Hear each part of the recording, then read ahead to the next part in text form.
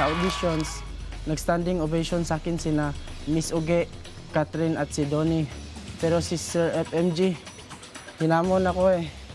Meron pa bang bagong ipapakita sa amin? Sa susunod, ibabaliktad ko na po yung bike ko. We're looking forward for another trick of yours, but I will say yes to you. Thank you po, thank you. Dama ko yung kaba dahil pinagsabay ko yung pag-aaral ko at pagbabike ko ngayon. Lalo na pag sobrang busy po dahil marami na po akong ginagawa sa school. Pero dahil sa suporta ng aking pamilya at mga kaibigan ko sa Bohol, hindi ako titigil, hindi ako magbe-break. Tuloy ang pagpedal ko para sa pangarap ko.